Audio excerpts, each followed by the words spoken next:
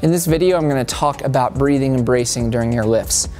So we call breathing and bracing during our lifts 360-degree breathing. And the reason why we label it that way is I want you to think of your thorax, your core, as a vessel or a tube where you want to get 360-degree expansion the entire way around it when you're breathing in and you're exhaling. Most people, when you start to arch and extend here, the back or the posterior part of that chamber is locked off. You're not going to get any expansion.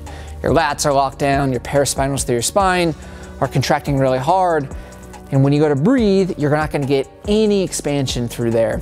And while this might help in the short term to get through, to create enough tension to produce some force to do your lift effectively, over time you're going to get more and more stuck in that position, and that strategy is going to become more and more and more prevalent in everything that you're doing, which is what we want to avoid. At the end of the day, you might be sacrificing a tiny bit of top end absolute maximal strength, though over the long run that's not true. In the short term that might be true, but your goal is to be a good operator or whatever your job may be, not to be the best power lifter in the world. And again, if you look at the way powerlifting is moving, even high-level powerlifters, especially if you follow like the Kabuki guys, they are now teaching having a more aligned rib cage and pelvis and avoiding this excessive extension, okay? On squats and deadlifts anyways. So 360-degree breathing. Band is really useful. A light band specifically. If you do not have a light band, a belt or a breathing belt, or a lifting belt can be very helpful. As long as it's nice and loose around your midsection, right at your belly button height, okay? Having this here provides a nice proprioceptive feedback. When you take a breath in, you'll feel where that expansion is happening. So for example, if I just belly breathe, I'll only feel my belly push out against the band. If I'm able to take a big deep breath in and get expansion through the sides and my lower back, I'm gonna feel that full expansion. The band helps give that feedback to your brain and helps you be more effective with this.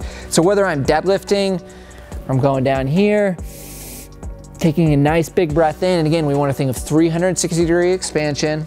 If we think of chambers through our thorax or our rib cage here, we've got our belly, we've got our upper chest, we've got our lower back, and we've got our mid and upper back. We want expansion through all of those zones, okay? So belly breathing isn't a bad thing, but we don't only want that. So when we're here, we get on the position, big breath in, brace, do the lift. Again, the coordination of the bracing and the movement is going to depend on the movement, but the general theme of keeping the ribs and the pelvis, the rib cage and the pelvis in alignment, getting full 360-degree expansion, and then again, managing that bracing as you do the movement as opposed to just extending or using some other extreme tactic to create as much tension as possible is going to be far more effective in the long run. And because when you're in that position, you have the ability to compensate, to move, to shift the emphasis onto different muscle groups. And that's going to be where you want to be for what you're doing in your job on a day-to-day basis.